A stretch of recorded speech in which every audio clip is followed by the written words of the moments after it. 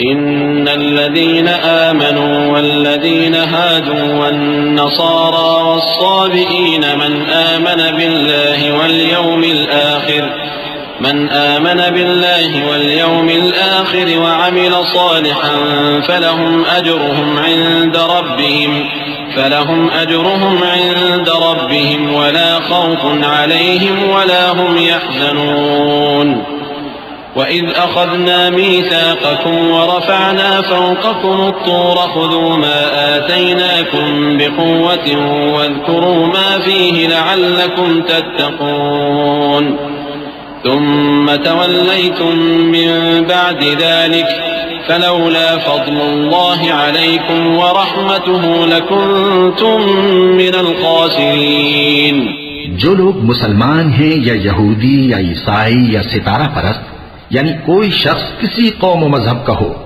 جو اللہ اور روز قیامت پر ایمان لائے گا اور عمل نیک کرے گا تو ایسے لوگوں کو ان کے اعمال کا صلہ اللہ کے ہاں ملے گا، اور قیامت کے دن ان کو نہ کسی طرح کا خوف ہوگا اور نہ وہ غمناک ہوں گے۔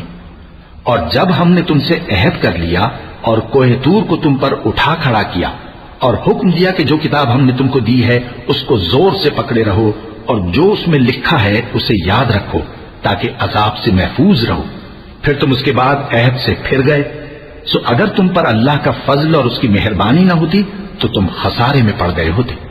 وَلَقَدْ عَلِمْتُمُ الَّذِينَ اعْتَدَوْا مِنْكُمْ فِي السَّبْتِ فَقُلْنَا لَهُمْ كُونُوا قِرَدَةً خَاسِئِينَ فَجَعَلْنَاهَا نَكَالًا لِمَا بَيْنَ يَدَيْهَا وَمَا خَلْفَهَا وَمَوْعِظَةً لِلْمُتَّقِينَ وَإِذْ قَالَ مُوسَى لِقَوْمِهِ إِنَّ اللَّهَ يَأْمُرُكُمْ أَن تَذْبَحُوا بَقَرَةً قَالُوا أَتَتَّخِذُنَا هُزُوًا قَالَ أَعُوذُ بِاللَّهِ أَنْ أَكُونَ مِنَ الْجَاهِلِينَ۔ اور تم ان لوگوں کو خوب جانتے ہو جو تم میں سے ہفتے کے دن مچھلی کا شکار کرنے میں حد سے تجاوز کر گئے تھے، تو ہم نے ان سے کہا کہ ذلیل و خوار بندر ہو جاؤ، اور اس قصے کو اس وقت کے لوگوں کے لیے اور جو ان کے بعد آنے والے تھے عبرت اور پرہیزگاروں کے لیے نصیحت بنا دیا۔ اور جب موسیٰ نے اپنی قوم کے لوگوں سے کہا کہ اللہ تم کو حکم دیتا ہے کہ ایک بیل ذبح کرو، وہ بولے کیا تم ہم سے ہنسی کرتے ہو؟ موسیٰ نے کہا کہ میں اللہ کی پناہ مانگتا ہوں کہ نادان بنوں۔ قالوا ادع لنا ربك يبين لنا ما هي قال إنه يقول إنها بقرة لا فارض ولا بكر عوان بين ذلك فافعلوا ما تؤمرون قالوا ادع لنا ربك يبين لنا ما لونها قال إنه يقول إنها بقرة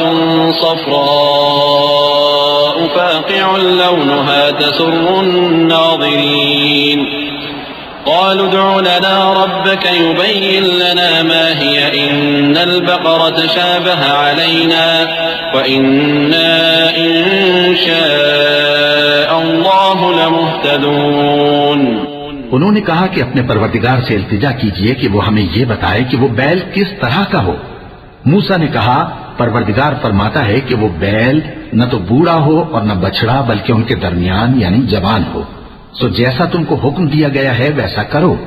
انہوں نے کہا اپنے پروردگار سے درخواست کیجئے کہ ہم کو یہ بھی بتا دے کہ اس کا رنگ کیسا ہو۔ موسیٰ نے کہا پروردگار فرماتا ہے کہ اس کا رنگ